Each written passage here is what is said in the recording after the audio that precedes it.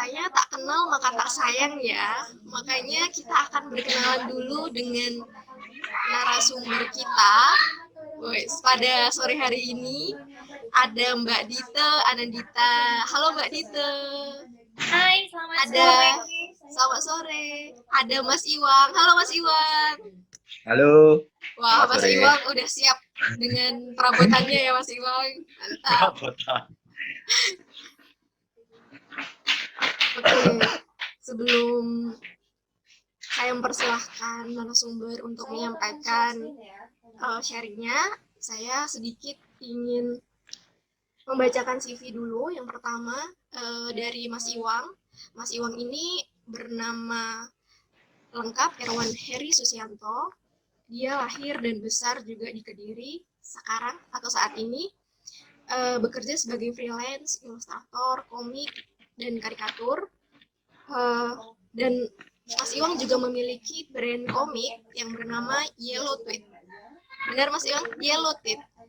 Nah, teman-teman jika ingin tahu apa sih merchandise atau karya-karya Mas Iwang, boleh scroll Instagramnya ya Mas Iwang.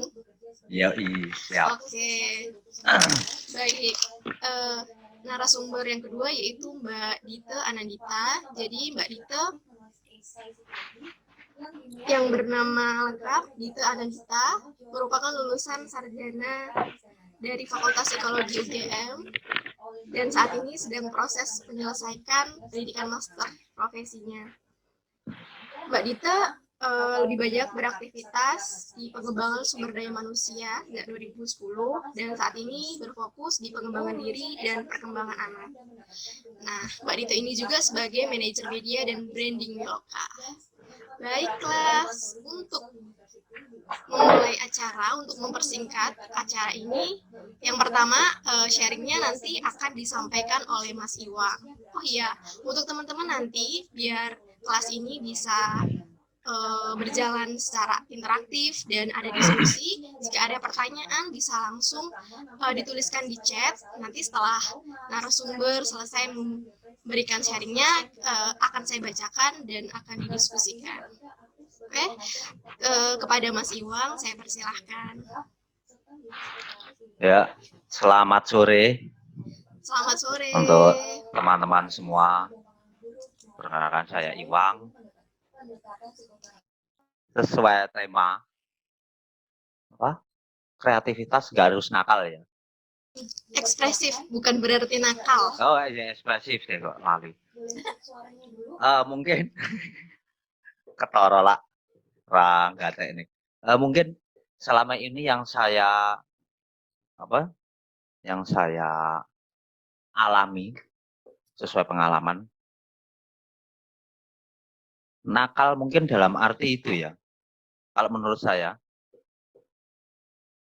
nakal sing positif yang selama ini dilakukan kita selama masa muda itu, jadi bagi saya itu kita anak muda itu harus ngelidik. Maksudnya ngelidik itu gini, kita harus banyak bergaul, banyak perlu kenal orang banyak, kita harus tahu banyak, tapi mungkin kita harus tahu batasan ini. Batasan. Jadi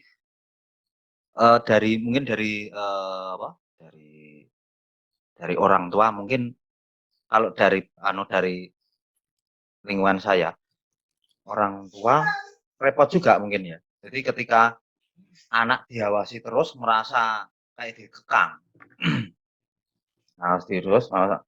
merasa dikekang, tapi kalau di luar nih, kalau nggak diawasi sama sekali, bahaya juga. Jadi ketika anak bergaul, mereka melakukan aktivitas apapun, mungkin orang tua bisa istilahnya mengawasi dari jauh mungkin. Misalnya apalagi sekarang pergaulannya, ngeri saya. Banyak sekali media yang gak mudah untuk diakses gitu. Jadi mereka Apalagi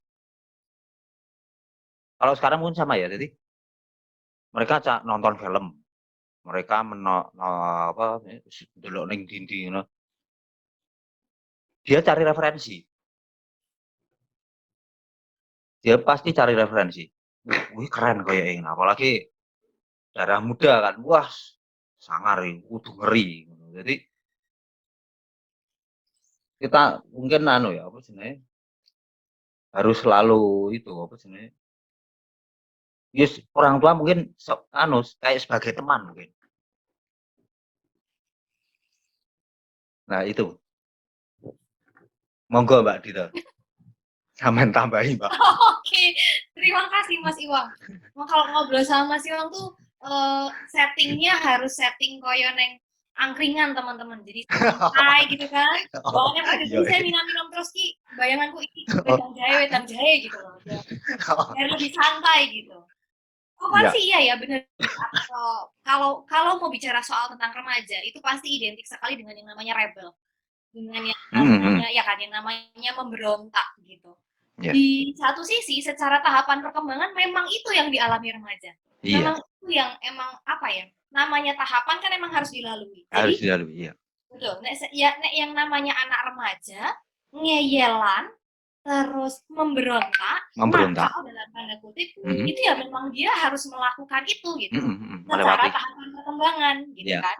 iya, iya, Tapi kayak tadi yang Mas Iwang bilang, yo setidaknya dia punya batasan, ada boundariesnya, tahu apa yang dilakukan, bisa memilih dan memilah gitu loh. iya, iya, Ya kan? Kalau misalnya oke kamu cuma ikut-ikut teman-temanmu ngorek-orek tembok ya, kuwi ora jadi nggak apa ya, jadi tidak itu jadi nakal yang sesungguhnya, bukan nakal yang bermanfaat gitu. iya, iya, iya, Ketika kamu punya keahlian gambar bagus, terus kemudian kamu ikut kompetisi graffiti gitu, itu ya kan nakalnya jadi lebih iya, apa ya? terarah, Betul, betul, terarah jadi lebih ada manfaatnya gitu loh. Terus ya sekarang anak milenial digital native semua apa-apa dari internet itu tuh gampang banget dapet infonya gitu karena yang jadi masalah adalah di beberapa teman-teman remaja ini tuh mereka belum punya kemampuan untuk menyaring, untuk memilah ini infonya bener porak sih gitu loh. iya, Yang aku dapetin ini valid nggak sih gitu lah. Itu yang harus diajarin dari sekarang nih gitu. Baik orang tuanya, baik si remajanya. Jadi apa namanya sama-sama nih jalannya gitu. Yang ada tuh kebanyakan nih orang tua sekarang tuh ngertinya cuman wah Twitteran terus ora sinau jadi nggak bisa ngapain gitu. Padahal dari Twitter tuh apa informasi masuknya tuh banyak banget loh. Iya, iya. Informasinya tuh baik-baik tuh ada loh. Nah, perlu diketahui nih yang ditonton anakku apa sih? Yang anakku tuh nge-tweetnya soal apa sih gitu. Kalau dari sisi orang tuh harus update Discord itu apa sih gitu. Kok ada aplikasi ini apa sih? Aplikasi itu tuh apa sih gitu. Jadi nggak harus paham sih kalau sebagai bapak ibu, tapi paling nggak tahu. Oh, tahu ya. WhatsApp itu untuk apa? Tinder itu tuh ngapain gitu loh. Memang harus ya mengikuti ya. Walaupun jadi orang tua harus mengikuti zaman. Harus ngikuti lah. Ini orang salah apa istilahnya? Nanti takutnya anaknya keblondrok, terus orang tuanya malah nggak bisa. Jelas, ya tahu. Nggak bisa apa ya? Nggak bisa kepegang lagi si anak ini. Gitu. Jadi ya, nek kamu misalnya apa? Kalau mau secara penampilan kue gondrong boleh, ya kan mau kumismu panjang jenggotnya panjang sampai 7 meter ya silakan ya kan singkat aku salah mas gitu. Tapi nek kamu bisa apa namanya istilahnya menghasilkan kamu bertanggung jawab itu nggak salah gitu. Sebetulnya itu ya apa tanggung jawabnya itu sih yang lebih penting mungkin itu apapun alah yang sepele aja kadang apa jenis anak muda yang rata-rata kan otomotif Mbak. Oh iya. Bongkari tapi setelah itu blas ra diberesi itu yang sepele loh itu. Betul. Ki omahmu dhewe montor-montor dirampung ya ora diberesi. Lah, yang sepele seperti itu. Sebenarnya pada intinya adalah tanggung jawab. Betul. Sesederhana itu sih, sesederhana kamu bongkar, ya kamu terima bongkar ya harus terima pasang dong, jangan terima bongkar terus bablas tinggal pergi. Bablas. Nanti nek disapu karo ibune nesu ya kan. Nesu. Gitu. Jadi ya apa ya, paling tidak itu paham konsekuensi apa yang akan diperoleh dari perbuatanmu gitu. Gitu. Oh iya, terima kasih. Jadi saya sedikit menyimpulkan dari apa yang disampaikan Mbak Dito dan Mas Iwang tadi, bahwa sebenarnya mau berekspresi apapun tuh nggak masalah, yang penting ada batasannya dan bertanggung jawab. Bertanggung jawab itu. Bener. Nah, di sini teman-teman ada yang mau bercerita atau bertanya gimana sih? Ini boleh dari perspektif teman-teman yang remaja ya, ataupun ibu bapak yang bertanya mengenai problem anaknya gitu. Boleh langsung dibuka mic-nya dan ataupun tulis di kolom chat. Nah, sambil nunggu yang bertanya nih Mbak, Mas, saya yang akan bertanya. Boleh. Waduh. Nah, kadangkala remaja itu ngerasa nih Mas, aku kan remaja juga ya Mas, Mbak. Remaja yang udah akhir. Dan merasa tuh kayak kadang-kadang tuh gak dipahami sama orang tua. Tapi orang tua tuh juga ngerasa anak remaja ini rebel gitu, susah diatur. Nah, apakah, oh ya sebelum itu teman-teman di sini ada yang merasa demikian? Atau ibu bapak merasa anaknya rebel, susah diatur, atau teman-teman remaja di sini yang merasa bahwa nggak dipahami sama orang tua gitu, maunya ini tapi kok orang tuanya nggak paham gitu. Ada yang mau cerita nggak? Boleh Mas siapa ini? Mas Salji Ilham, ini kayaknya remaja ini. Oh kita Atau Mbak Justina, ini sepertinya Mbak Justina seorang ibu ya Mbak? Masih di mute Mbak? Oh iya. Oh iya. Saya sudah ibu. Oh Bu. Halo Mbak Justina. Halo. Mungkin Mbak Justina ingin menyampaikan tuh kesahnya atau sedang menghadapi nih anak remajanya gitu. Iya sih. Saya punya anak. Mau dibilang remaja sudah lewat, soalnya sudah lulus SMA. Tapi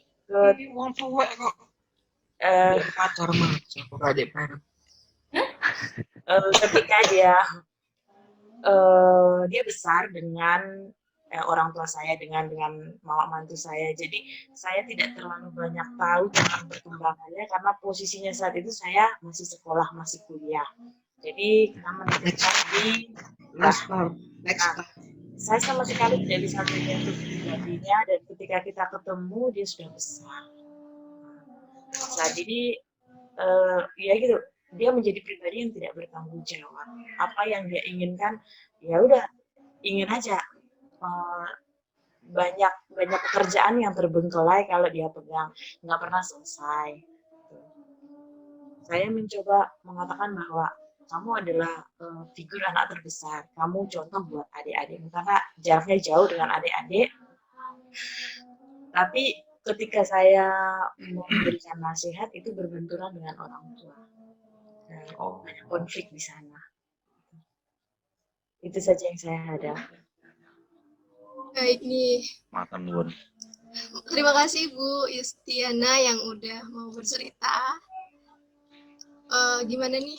Mungkin Mbak Dita atau Mas Iwang bisa memberikan sharing kembali gitu. Gimana mungkin lebih ke ini ya Mbak, komunikasi, bagaimana komunikasi kepada remaja gitu ya Mbak? Betul. Lulus SMA itu masih tergolong remaja sih Bu, tapi udah memang akhir ya. Dia udah masuk remaja akhir, di mana sebenarnya dia juga sudah merasa bahwa aku tuh anak dewasa, aku tuh manusia dewasa, tapi sebenarnya secara struktur pemikiran dan emosinya dia tuh masih belum matang-matang banget. Jadi ya itu tadi, ngeletakin barang suka-suka hati, nggak mengerjakan urutan pekerjaannya secara berurutan gitu, karena memang secara susunan di otak dan badannya dia tuh sebenarnya masih belum firm bang, meskipun sudah di remaja akhir gitu. Nah, bener kayak kata Putri, mungkin problemnya bisa di komunikasi ya. Komunikasi.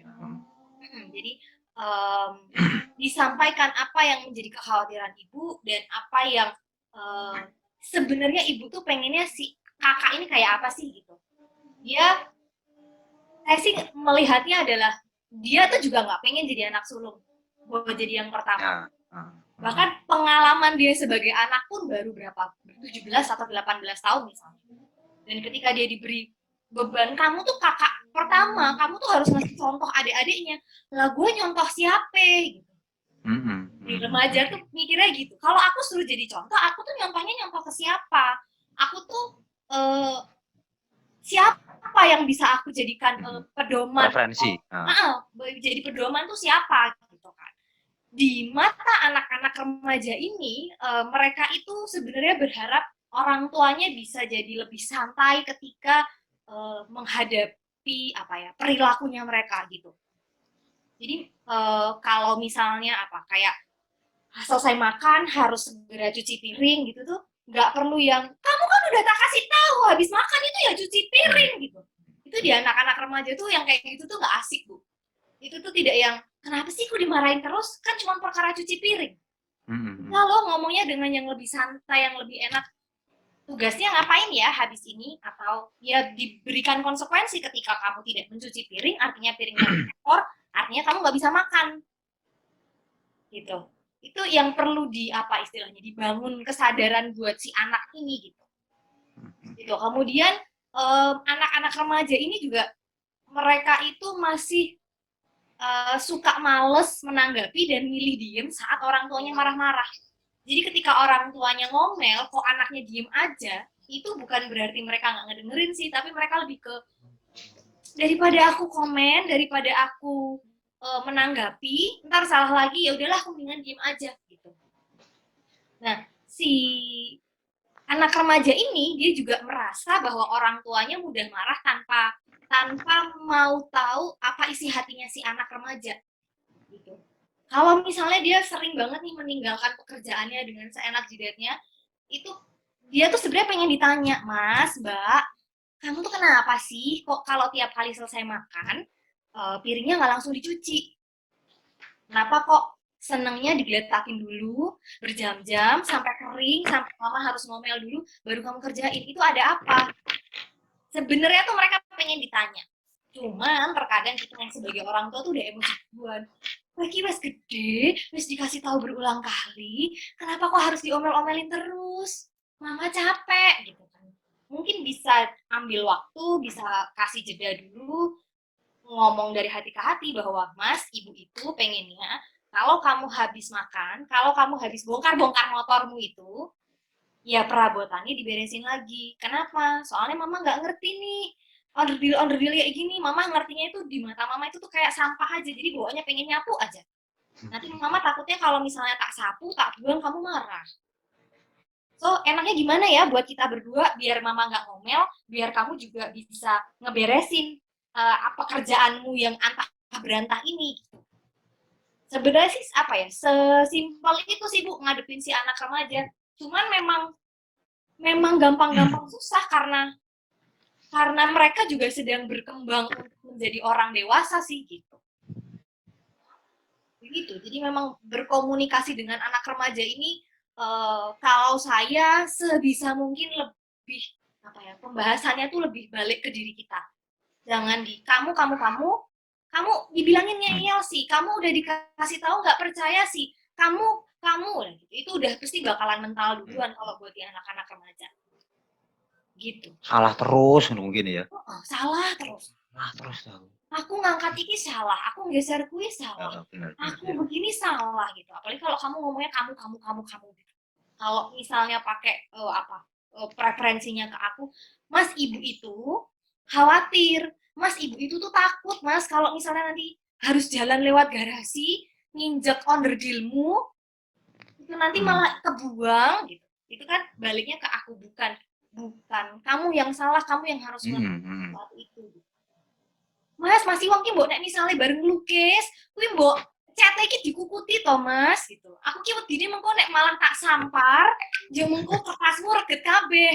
Itu akan lebih enak daripada kowe iki lho Mas Iwang wis tak kandhani nek bareng ngecat iki kamu disikirke. Kan orang regeti nggon, ora opo. Boleh bersahabat lah di rumahnya ya. Betul. Meskipun dengan intonasi yang agak ngeden, itu tapi apa ya, pemilihan kata aku, kamu itu lebih nyaman di anak-anak remaja ini gitu. Iya. Begitu. Gue langsung praktek loh. Kowe iki loh Mas. Kalau aku tuh sakjane risih ya lihat lantai yang kotor kayak gini. Boleh nggak kalau tak beresin? Atau boleh nggak kita bikin kesepakatan, misalnya kamu habis ngecat, kamu habis melukis, kita beresin, atau kita bikin tempat khusus yuk buat kamu, khusus buat melukis, buat kamu bongkar-bongkar pasang itu yang tidak akan aku ganggu gugat sama sekali, dan kamu juga bebas arep ngapa-ngapain di situ gitu. Apa ya, diberi pilihan gitu loh. Kebanyakan orang tua tuh cuman kamu nggak boleh titik, tidak memberi opsi lain, ya kan? Tidak memberi opsi, tidak memberi pilihan, ya udah itu bikin anaknya jadi apa? Makin ngeblok aja, gitu. Begitu Ibu, aku kesemangatan ki ngantek ngelak. Baik, jadi aku sedikit poin ya dari Mbak gitu tadi, bahwasanya untuk berkomunikasi remaja ini salah satunya perlu kesepakatan ya Mbak, dibuat kesepakatan antara orang tua dan anak. Kemudian diberikan pilihan, kalau orang tua bilang nggak boleh itu, ya aku harus apa yang lain gitu ya Mbak Dir. Betul. Jadi kalau nggak boleh itu nggak bolehnya karena apa? Terus aku bolehnya ngapain gitu? Jangan cuma nggak boleh doang. Baik, seru banget ini antara ini di sini udah forumnya lengkap, ada anak, ada remaja. Jadi bisa saling bertukar pikiran. Tadi udah diceritakan dari sisi ibu ya, dari Ibu Justina. Sekarang nih biar fair gitu kan, udah ibu remajanya nih. Kita siapa ya? Ini ada Mas Muhammad Danung nih, sepertinya remaja. Halo Mas Muhammad Danung. Ya.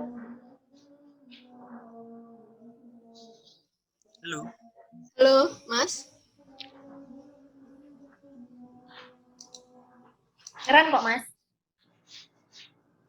Boleh nih dari sisi Mas Danung sebagai remaja. Masuk tadi Mas. keren kok. Boleh nih dari sisi remaja, Mas Danung ini saat ini apa yang sedang diresahkan gitu, apa ada yang ingin disampaikan gitu, suara hati remaja ya. Betul tadi kayak Pak Rori ngomong, jadi orang tua tuh lebih banyak menyalahkan seperti itu.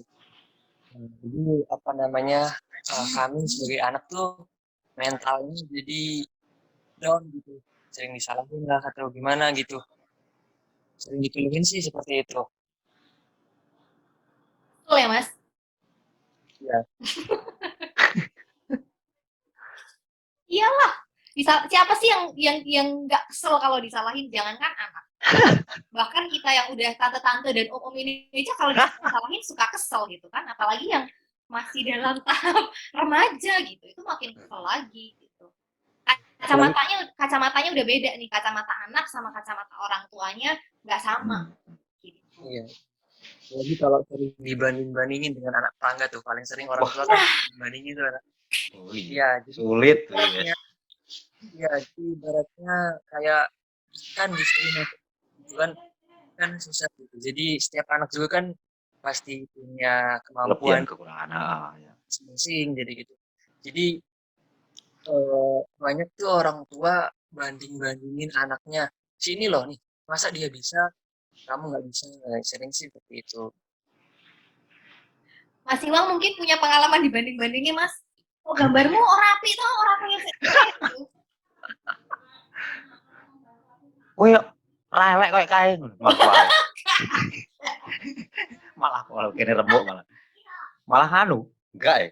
Cuma saya sering maksudnya sering tahu kayak gitu. Jadi kayak mungkin anaknya temen atau ya kebanyakan gitu. Kebanyakan masalah belajar mungkin ya. Masalah belajar. Bijimu kok ngene si kae. Waduh repot. Kita yang dengerin wah emosi gitu. Ya mesti masalah kebanyakan memang masalah anu pelajaran itu. Bijimu kae nilainya bagus. Aku lihat ekspresinya anaknya. Sedih juga ya. Ya memang anu ya.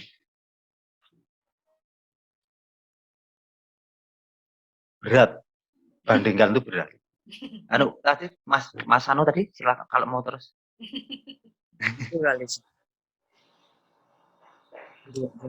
Bagaimana Mas Danung? Apakah akan menanggapi kembali? Udah kayaknya. Oke, terima kasih untuk boleh Mbak. Ya itu tadi, jangankan yang remaja ya, yang itu tadi yang udah tante-tante begini aja kalau dibanding itu suka kesel gitu kan. Kok alismu panjang sebelah gitu kan, itu juga nyebelin itu sebenarnya gitu kan. Jadi kenapa kok perlu diingat lagi kenapa kok orang tua kita itu senang membandingkan? Jelas karena beliau-beliau ini adalah produk dari masa lampau, produk dari Orde Baru. Iya, Orde Baru. Ada yang dari produk-produk lama tuh jadi ya memang harus dipahami dan disadari bahwa ingin jadi yang terbaik itu buat orang zaman dulu tuh penting gitu loh. Nah, kenapa kok orang tua keluarannya jadi kayak gitu tuh karena ada ekspektasi orang tua yang tidak sesuai. Iya. Kan? Anak sampean punya ya. Ekspektasi, orang tua punya ekspektasi nggak matching gitu. Yang satu gimana, satu kemana. Nggak ngaduk gitu. Mending kalau sinkron gitu ya Mas. Ora sinkron, ora gaduk gitu lah. Itu tuh yang bikin makin emosi gitu. Ini anak kok nggak pernah belajar sih?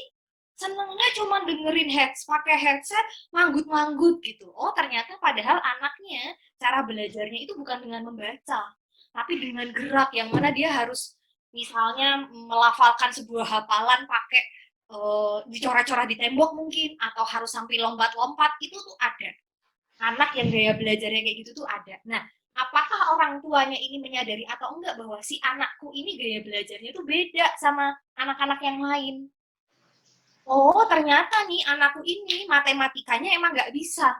Tapi dia kalau disuruh hafalan, kalau disuruh mempelajari bahasa yang baru, dia lebih gampang nyerap. Nah, itu yang kadang-kadang banyak orang tua yang masih belum menyadari. Karena lagi-lagi orang tua cetakan zaman dulu itu ngertinya bahwa yang anak pinter itu yang jago matematika, yang bisa kimia, yang masuk jurusannya IPA gitu. Padahal banyak anak IPA yang ntar habis kerja beloknya ke sosial juga, itu banyak ya kan. Anak-anak IPA yang kerja di bank itu banyak gitu loh.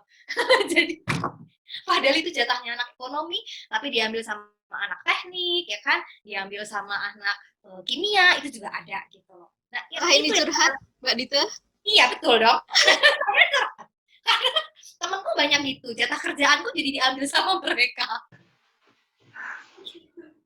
Jadi itu tadi adanya ekspektasi yang tidak sesuai. Jadi mungkin Mas, kalau misalnya kamu lagi-lagi di Bandung, kok ini loh kak korana Siti-nya kok ora iso ngene-ngene gitu. Anaknya Bude itu udah bisa begini, anaknya Bude yang ono udah bisa begitu gitu. Lagi-lagi harus di-matching ini. Pak Bu, Bapak sama Ibu itu harapannya sama aku apa sih? Punya harapan apa sama aku? Ya aku tuh maunya kamu jadi banker. Kamu harus kerja di bank multinasional, posisinya harus manajer gitu misalnya. Oh, oke. Ya kan? Paling nggak kita tahu nih, sebagai anak kita tahu, oh bapak ibuku pengen ingat jadi banker, kerjanya di bank Miun, ya kan, posisinya manajer gitu. Sedangkan ternyata kok aku tuh lebih senengnya jadi ini ya, jadi analis yang kerjanya di balik benda-benda gitu loh. yang Mhm. aku sukanya berkutat sama yang kecil-kecil sama yang detail-detail. Jadi sebenarnya kalau suruh ke banking itu aku ora pati cocok gitu. Itu bisa disampaikan. Pak Bu, kalau aku harus bekerja di Bank Miun itu saingannya tuh begini loh. Aku tuh maunya kerjanya di PT ABCDE sebagai begini. Posisinya bisa sama-sama jadi manajer kok. Posisinya bisa sama-sama sama-sama hebatnya jadi manajer di Bank Miun itu kok gitu. Oh enggak, tapi gajinya nanti ya itu bisa disampaikan. Enggak Bu, kalau di Bank Miun itu manajer gajinya cuma sekian juta. Sedangkan aku di PT ABC itu aku bisa sekian puluh juta misalnya gitu. Jadi apa? Mesti riset juga. Kalau misalnya kita mau defense, kalau misalnya kita mau ngebela diri di depan orang tua, tetap harus ada apa? Datanya juga. Jadi orang tua itu juga akan merasa, oh anakku ki sungguh-sungguh juga toh mempertahankan apa yang jadi impiannya dia gitu. Nggak cuma oh Bu aku pengennya pengen itu kok, aku nggak mau di bank itu, aku pengennya begini gitu. Lah alasanmu apa gitu? Nah, orang tua tuh kan pengennya tetap anaknya nyaman ya kan, tidak kesusahan gitu. Gitu. Makanya aku curhat lagi loh ini. Nggak apa-apa Mbak Dita. Jadi kalau aku tangkap juga bahwa kadang kita tuh sebenarnya setiap anak itu tuh punya kelebihannya masing-masing gitu kan ya. Jadi bagaimana orang tua mampu melihat potensi anakku ini sebenarnya apa gitu. Nah, tapi banyak juga anak-anak yang aku tuh pengen itu, tapi karena orang tua aku bilang yang lain gitu, aku tuh nggak kayak udah terpatahkan dulu. Pasti kalau aku bilang itu udah, pasti aku tuh nggak bakal digubris gitu. Nah, kalau aku nih mau nanya ke Mas Iwang nih. Mas Iwang ini kan jurusannya tuh diisi seni ya, Mas. Nah, kalau dulu gimana nih Mas cara apa ya ngobrolin ke orang tua bahwa aku tuh pengen kuliah di seni gitu misalnya. Mungkin teman-teman di sini juga ada yang ingin kuliah di seni tapi disuruh masuk saintek gitu. Oh iya, makasih. Kalau dulu saya memang dari kecil orang tua tahu kalau oh Jaki senang gambar gitu. Jadi ketika saya gede, alhamdulillah orang tua mempersilahkan dan yaitu pokoknya kue kudu tanggung jawab loh. Itu jadi mereka aku ya karena saya melihat dari orang tua, apalagi saya sekarang jadi orang tua juga kan. Jadi melihatnya bahwa wah berarti aku beruntung.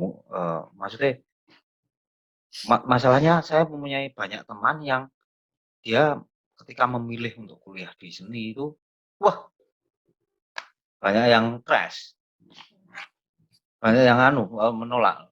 Iya biasalah. Sudah diopo, so. Ya bener caranya Mbak Dita mau. Padahal ya aku mikirnya gini ya. Pas ketika saat itu melihat banyak teman yang ditolak, maksudnya kita ini yang melakukan loh. Kita ini sebagai pelaku masalahnya. Ya orang tua juga mungkin lah aku sing biayai le. Ya, aku mikirnya lah iya aku sing biayai dia sing lakoni. Ya dia sing memilih lho. Biar dia yang memilih lho. Ya dengan seperti pengalaman saya asal gue tanggung jawab. Ya enggak saja lah tanggung jawabnya maksudnya gini. Gue kuliah ning ngono, pilihanmu ya kudu rampung. Ya sepele ya lah. Wah, tanggung jawab mahasiswa cuma menyelesaikan kuliah. Ya bener gitu Mbak Dita. Ketika apa jenenge?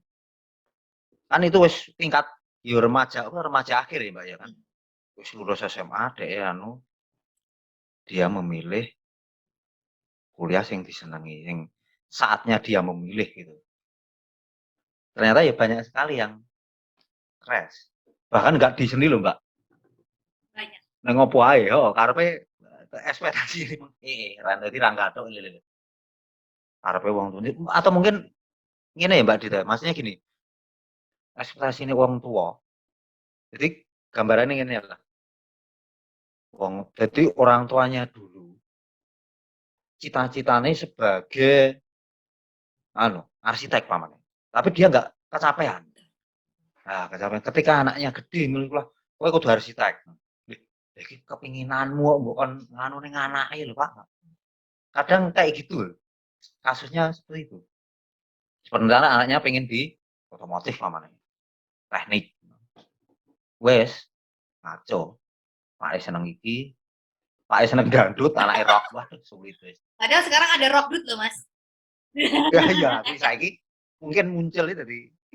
Betul. Itu tadi ngomonginnya soal ekspektasi gitu kan. Orang tuanya punya ekspektasi apa? Oh, oke, aku dulu mau jadi dokter orang kesampaian. Terus ingin aku ciptakan di anakku, tentunya biar dengan lebih baik gitu kan, pikiran orang tuanya gitu.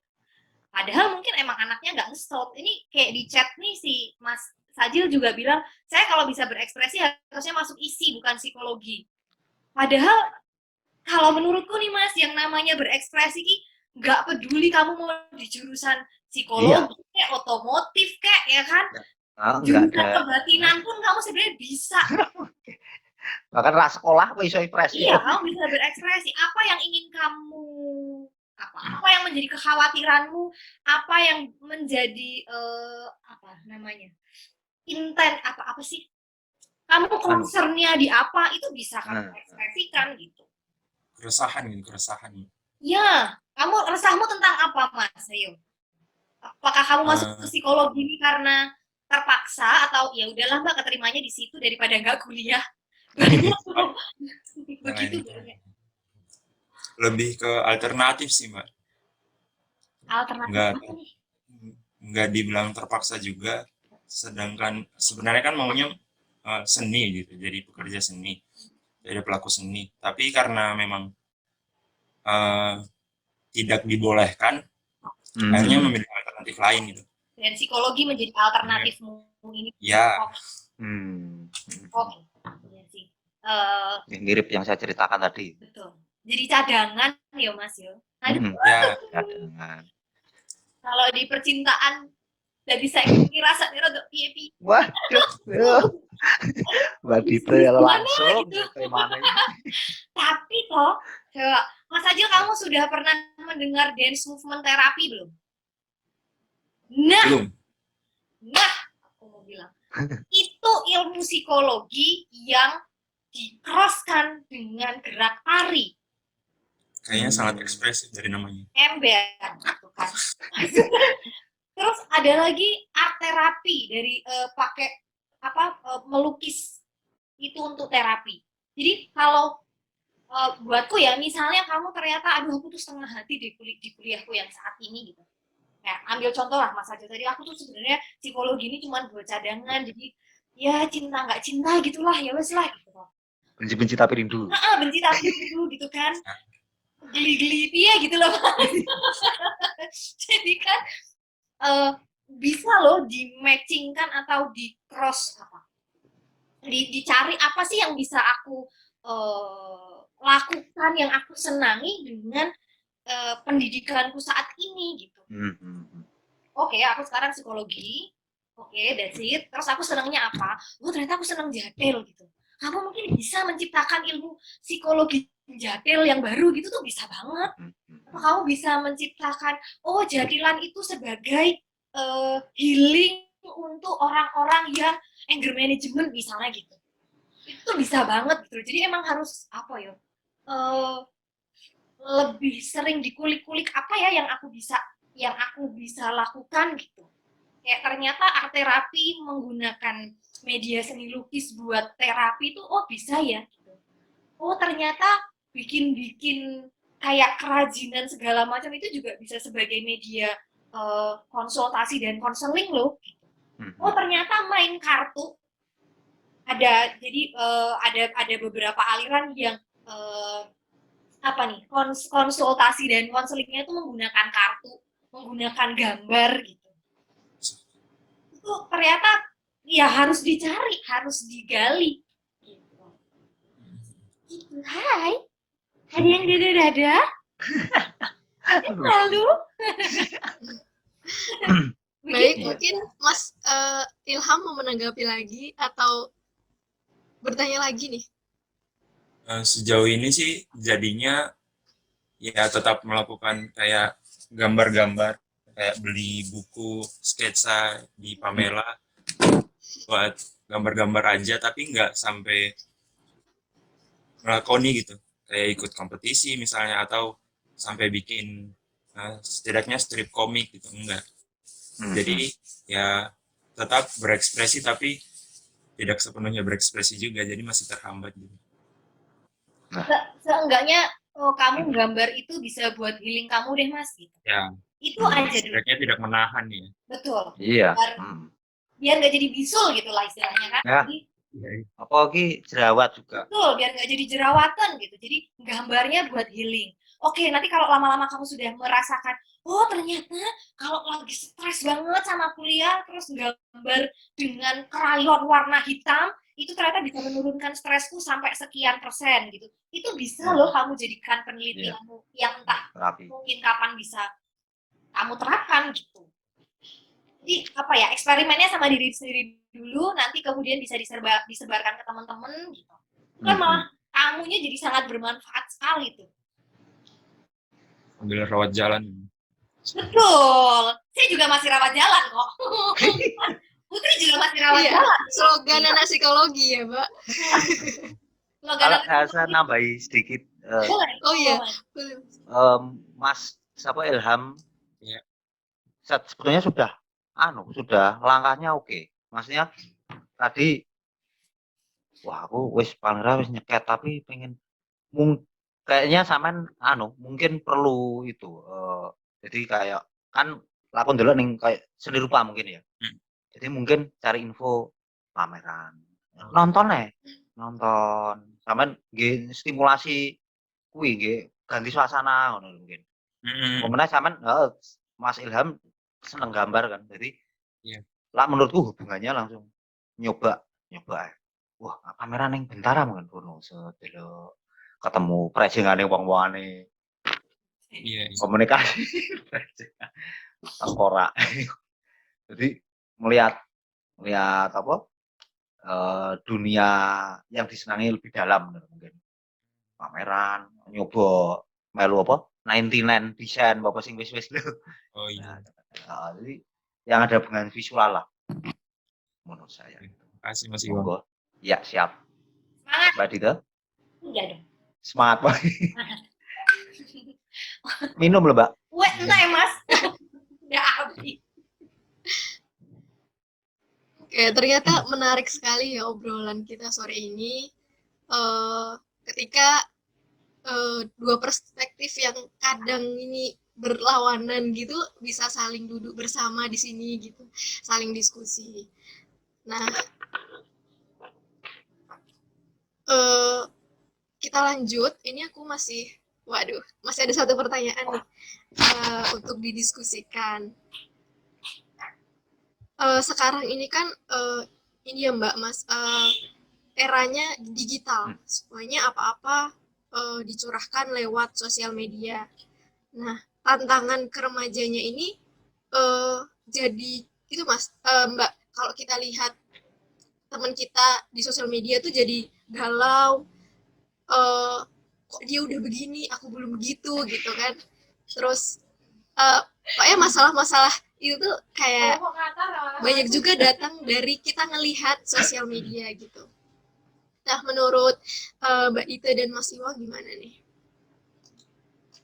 Ya, sosial media tuh kalau buat zaman sekarang ini ya, tidak bisa kita lepaskan mentah-mentah gitu loh. Semua orang bersosial media, semua orang punya akun Instagram gitu, dan lagi-lagi yang perlu dicermati, orang itu tuh kan individu itu kan pasti selalu ingin menampilkan sisi baik dari diri kan gitu. Jadi kalau ternyata bisa lihat oh si A udah bisa sampai Eropa gitu, ya ikut happy aja sebenarnya. Paling nggak jadikan itu jadi motivasi kalian gitu loh, jangan malah si A bisa sampai Eropa, aduh jangan-jangan dia gitu. Itu malah bikin apa, vibes negatifnya ke kita gitu loh. Kita malah jadi mikirnya tuh mikir jelek terus ke orang-orang. Jadi mending mindsetnya diubah, gimana berpikirnya bahwa oh oke, kalau si A bisa ke Eropa, aku harus bisa ke Amerika gitu.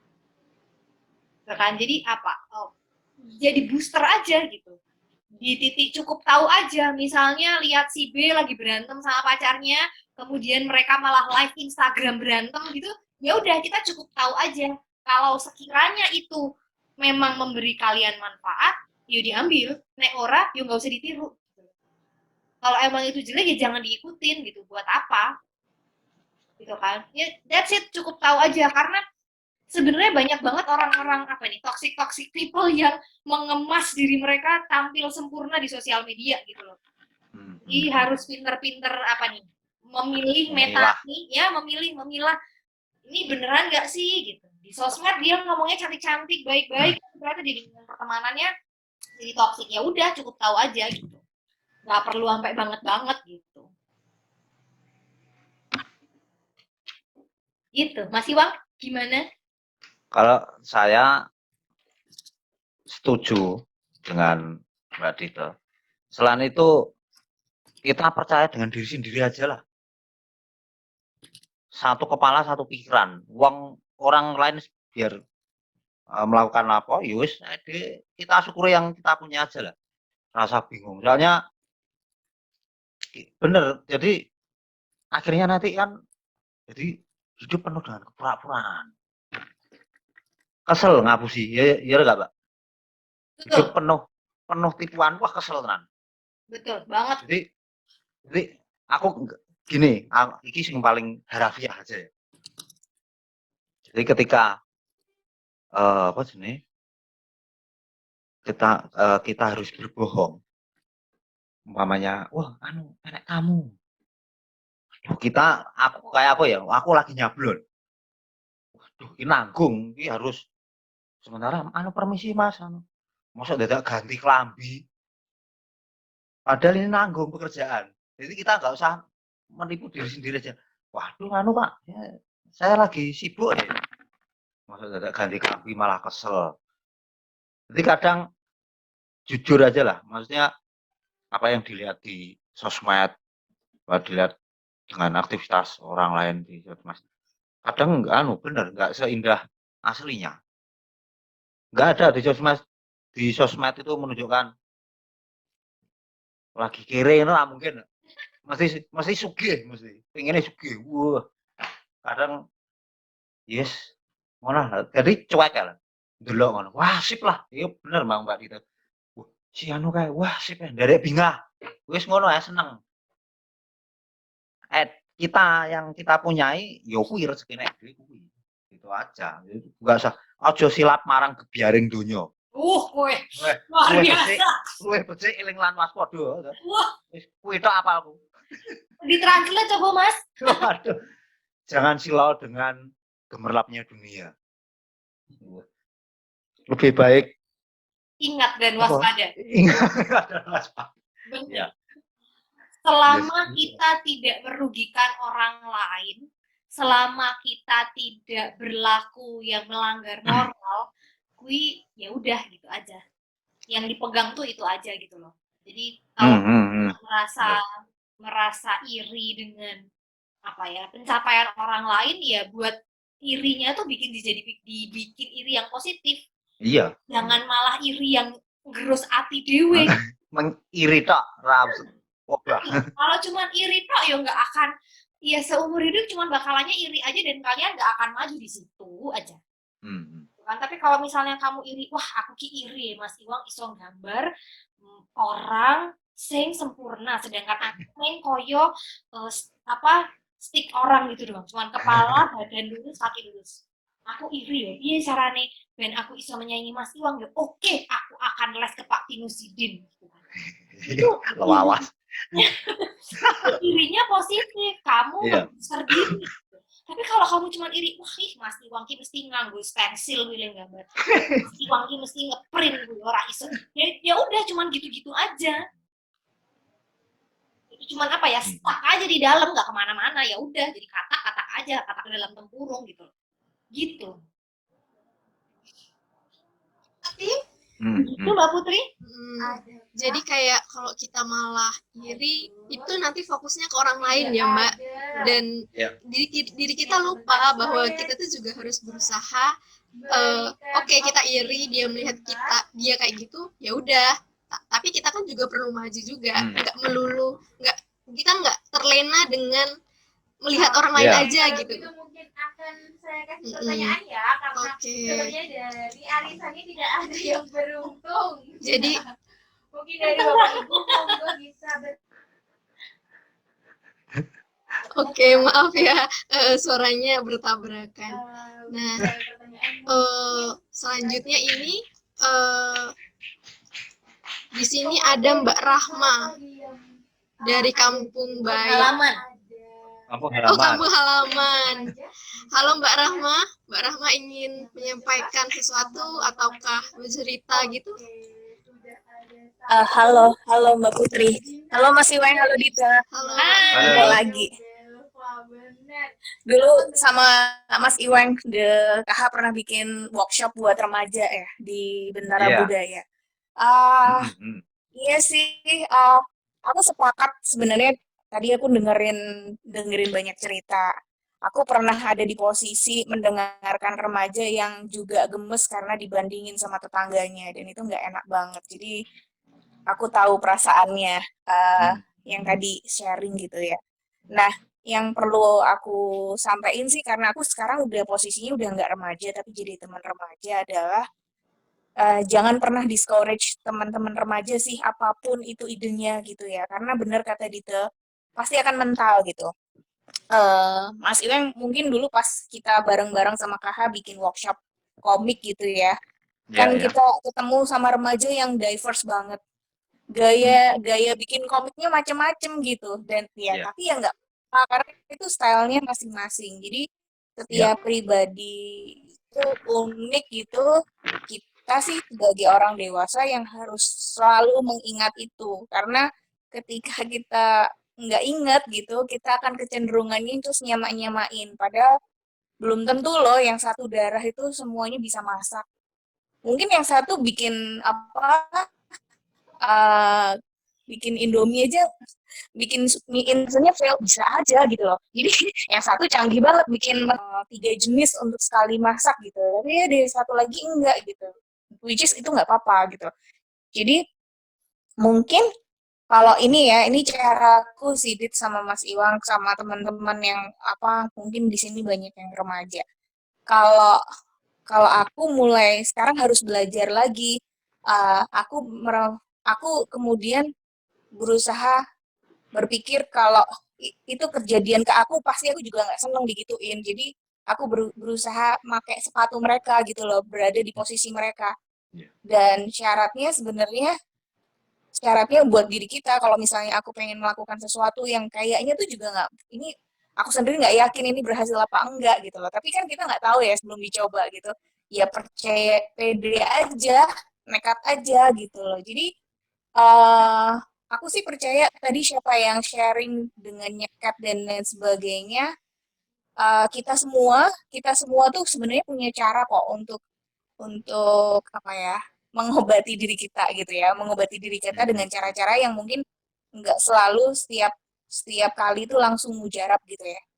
Pasti kita nyoba obat kayak nyoba obat tuh masih kan nggak selalu satu beli obat di apotek langsung beres gitu. Biasanya tuh ini nggak cocok sama sih, dan emang menurutku malah justru waktu yang tepat buat semuanya remaja untuk nyobain sebaik senengan. Ya kalau misalnya suka komik, coba aja. Nggak bisa komik pun sebenarnya kayak Iwan dan lain sebagainya bisa banget bikin kelas sebagai. Jadi malah justru kemungkinan itu terbuka. Jadi pede aja, nekat aja. Gitu aja sih Putri. Oke. Kebanyakan. Menarik ya Mbak Rahma yang menjadi pendamping remaja ini. Terima kasih Mbak Rahma. Nah Mbak Dito dan Mas Iwang, karena waktunya tinggal sebentar lagi nih, kita kan udah ngobrol-ngobrol dan sharing-sharing. Ada yang ibu bercerita tadi, terus ada remaja, terus ditambahkan juga oleh pendamping remaja Mbak Rahma. Kira-kira Mbak Dite dan Mas Iwang ingin memberikan closing statement apa untuk kegiatan kita sore ini? Baik. Boleh di Mbak Dite dulu atau Mas Iwang dulu? Oke, boleh biar ringkes aja dulu. Nah. Buat orang tua yang menjadi orang tua dengan anak-anak remaja, memang anak-anak ini lagi dalam tahap yang bingung sih Bu, gitu ya. Jadi anak-anak juga bukan, dianggap orang dewasa juga mereka belum ngerti. Gitu. Memang moodnya, emosinya, cara pertumbuhan fisiknya itu mereka lagi bingung. Jadi yang dibutuhkan anak-anak remaja ini adalah apa? Didampingi gitu. Didampingi, ditemenin bahwa mereka akan baik-baik saja menghadapi ini gitu. Dan buat teman-teman remaja, kalau misalnya bapak ibunya sering crash, ya juga mohon dimaklumi, kalian bisa kok mengungkapkan, menyampaikan apa yang jadi pemikiran kalian, apa yang jadi kekhawatiran kalian, biar nanti matching gitu obrolannya gitu ya. Jadi tetap semangat. Terima kasih. Mas Iwang, monggo. Yoi, siap. Untuk orang tua, jadilah kadang seperti sahabat untuk mereka. Jadi konco nih, biar akrab. Kita perlu mengikuti dunia mereka. Dan untuk yang remaja, jadilah teman juga dengan orang tua. Jadi supaya sinkron gitu.